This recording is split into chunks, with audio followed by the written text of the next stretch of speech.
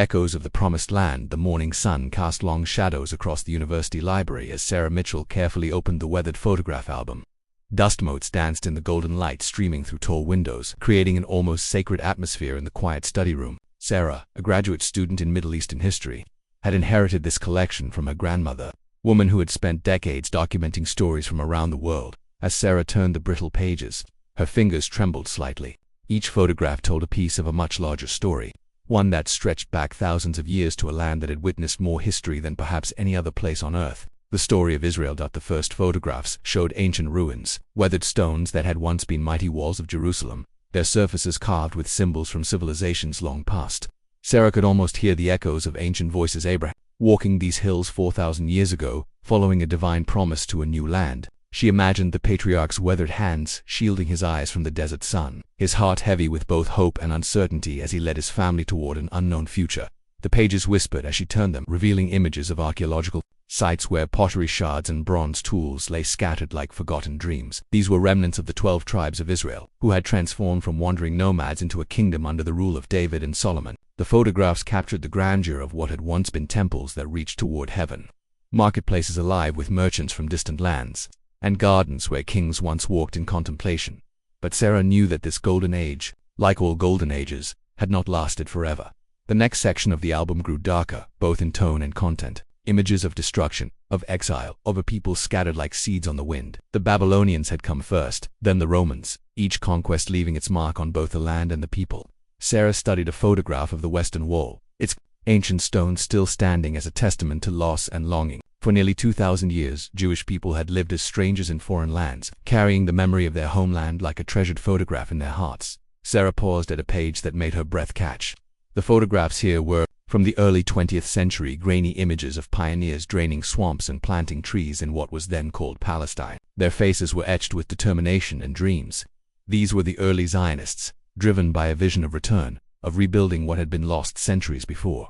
She could see in their eyes the same hope that had driven Abraham so long ago. The story grew more complex as the pages turned. Photographs of British officials in white colonial uniforms, maps being drawn and redrawn, and to peoples both with deep roots in the same soil looking toward uncertain futures. Sarah felt the weight of competing narratives, of dreams that sometimes conflicted with other dreams, of a problem that seemed to have no easy solutions.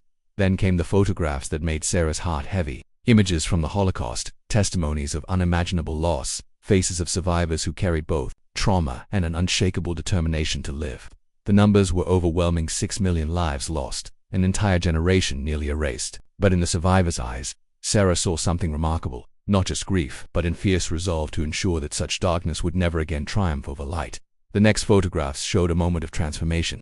May 14, 1948. David Ben, standing at a simple wooden podium, reading words that would echo through history, the Declaration of the State of Israel. In grainy newspaper clippings pasted beside the photo, Sarah read about dancing in the streets of Tel Aviv, about tears of joy from Holocaust survivors, about a dream becoming reality after 2 millennia of waiting. But Sarah knew that this moment of celebration had not solved everything. The album's later pages showed both triumph and continuing struggle. Images of wars defended and won, of desert lands transformed into flourishing cities, of technologies and innovations that would change the world. She saw photographs of Israeli scientists, artists, and peacemakers, people building something new while honoring something ancient. Yet intermingled with these images of progress were reminders that peace remained elusive. Photographs of olive trees that had grown for generations, of families on all sides who had known loss, of young people who dreamed of a future where their children might not have to carry the weight of their parents' conflicts. As Sarah reached the final pages of the album, she discovered something unexpected. Tucked between the last photographs was a handwritten letter from her grandmother. The paper was yellowed with age, the ink slightly faded, but the words were clear. Dear Sarah, if you are reading this, then you have inherited more than just photographs. You have inherited the responsibility to remember that every story has many chapters, and every people's story is part of a larger human story. The history of Israel is not just about one place or one people. It is about the eternal, human longing for home, for peace, for the chance to live with dignity and hope. Sarah looked up from the letter, her eyes blurred with unexpected tears.